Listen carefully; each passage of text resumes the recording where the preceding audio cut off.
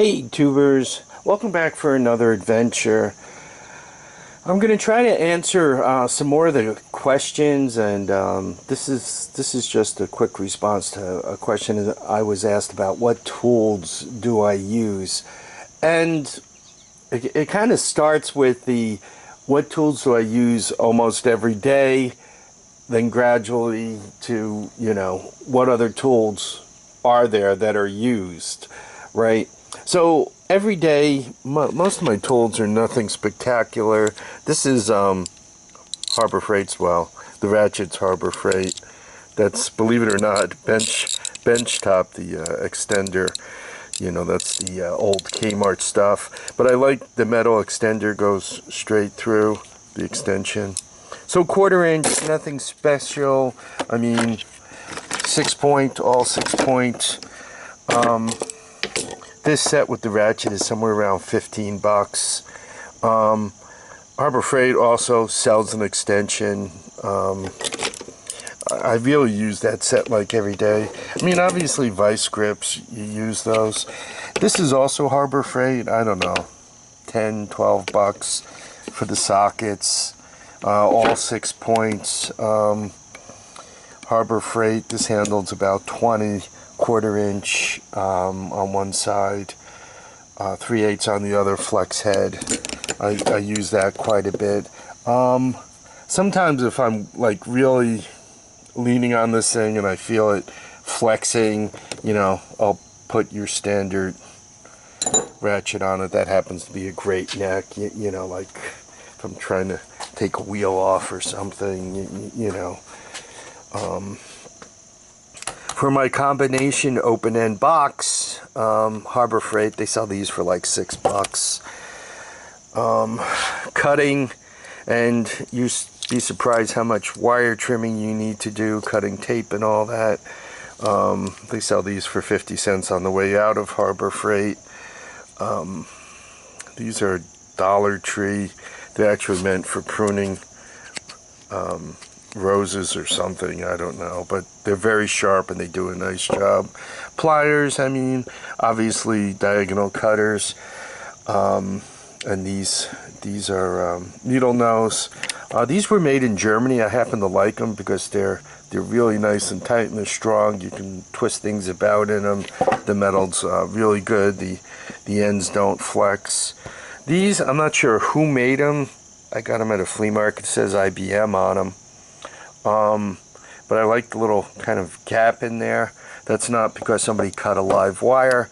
That is actually good if you're trying to strip insulation off of wires. X-Acto knife set. I occasionally use this. I tend to use these more.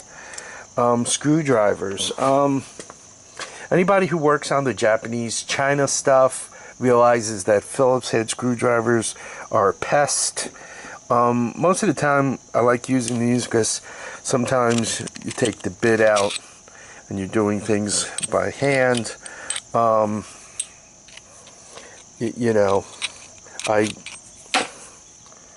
use the the Harbor Freight version of this, and I lose the Harbor Freight version of multi-screwdriver quite a bit. This small one is good for adjusting carburetors. Once again, sometimes you slip the blade out. You'll also notice I kind of ground the edge off. That works better in a lot of the Japanese and Chinese Phillips heads. This is my favorite Phillips head. It's a Fat Max. Whenever I feel a Phillips head screw head stripping, you kind of get on that and lean on it, and it does a pretty good job. And sometimes it's just a small open end. That's 8. That side is 10. Just kind of for holding the other side.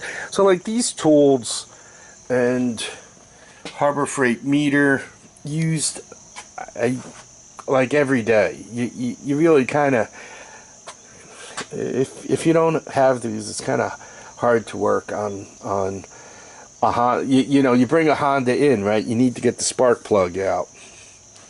Or you need to take a wheel off, or you need to kind of get the carb off to rebuild it. I mean, this just covers a lot or these tools are used every day. Do they cover everything? I unfortunately cannot say yes.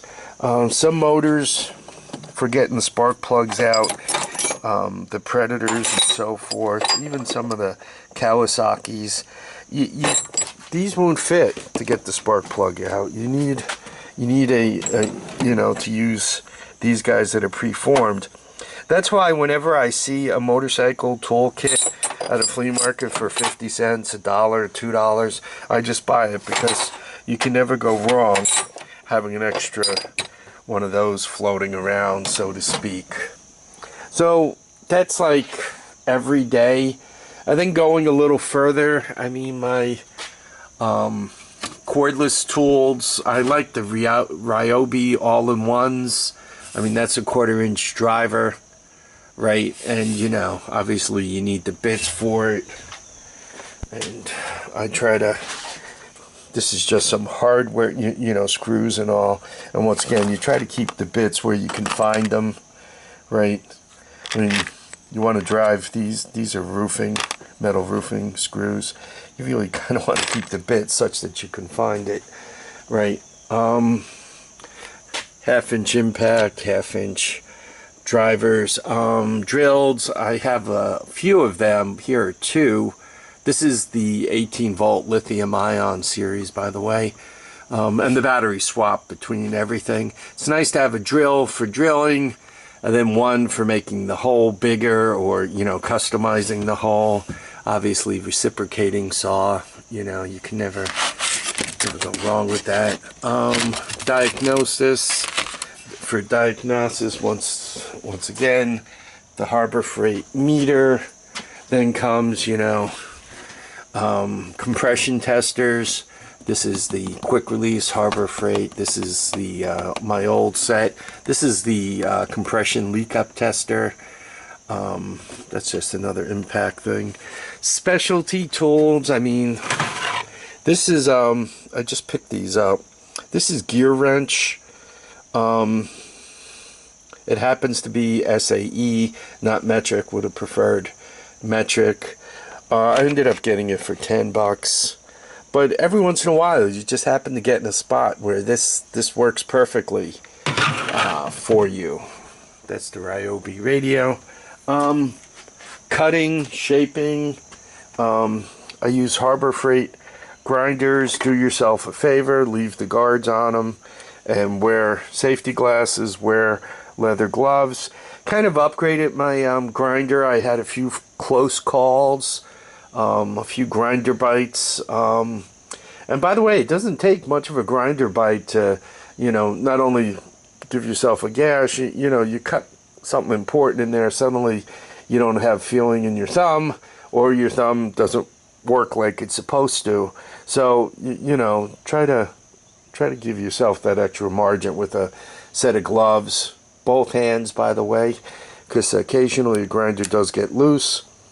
With these, the switch locks on, so if it gets loose, it skips around until the blade shatters. And this guy, at least when you let it go, you can't push it down again unless you push the switch.